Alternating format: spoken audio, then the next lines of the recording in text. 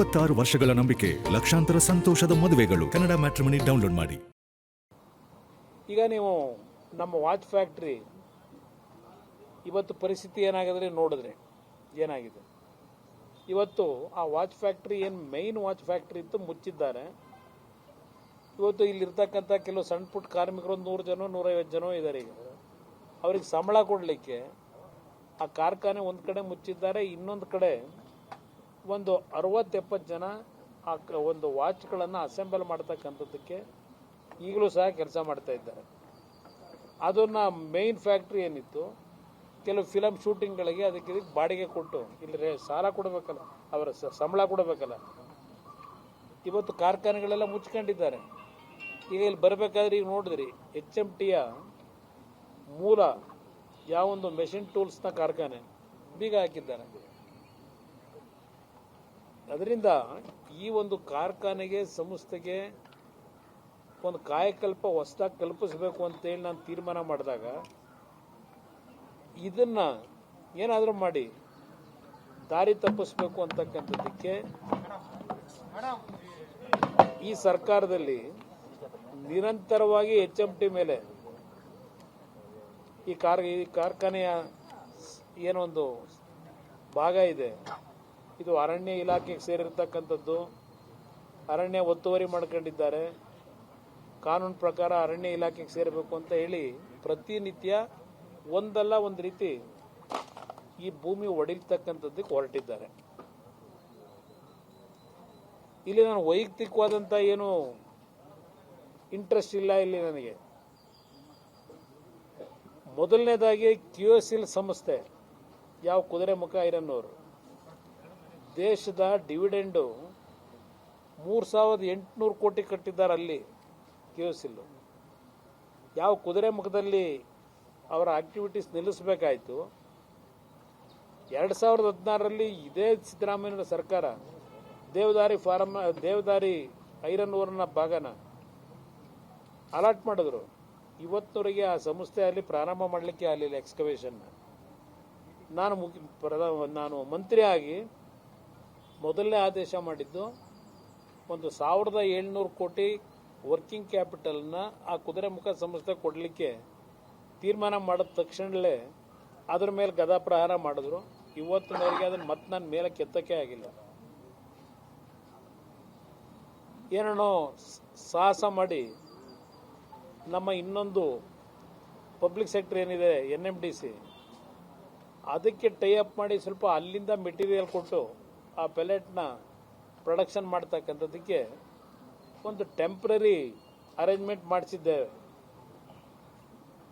ಅದೊಂದು ಭಾಗ. ಈಗ ಅದು ಸಹ ಡಿಸ್ಇನ್ವೆಸ್ಟ್ಮೆಂಟ್ ಆಗಿದೆ. ಅದು ಮಾರಾಟ ಮಾಡಬೇಕು ಅಂತಾರೆ.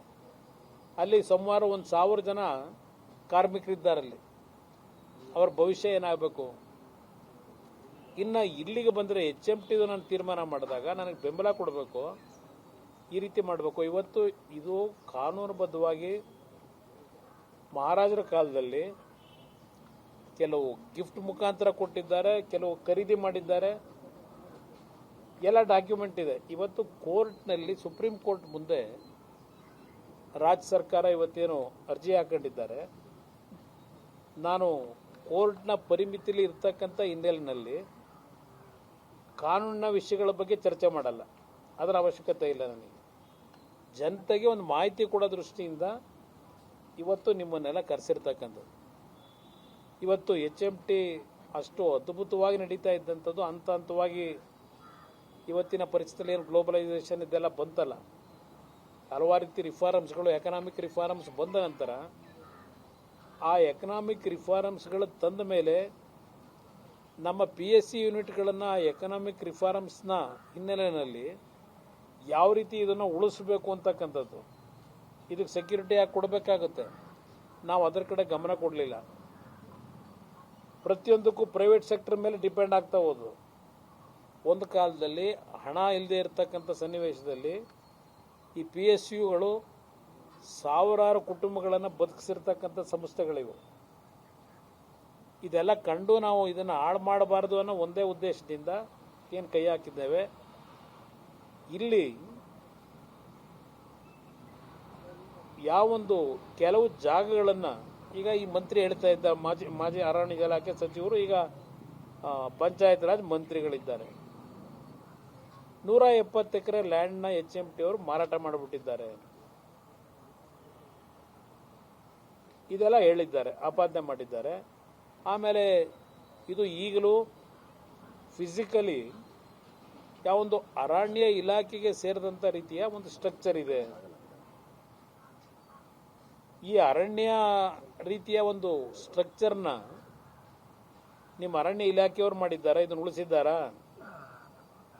ಯಾವ HMT ಕಾರ್ಖಾನೆಗೆ 1958-60ರಲ್ಲಿ ಕೆಲವು ತೀರ್ಮಾನಗಳಾಯಿತು.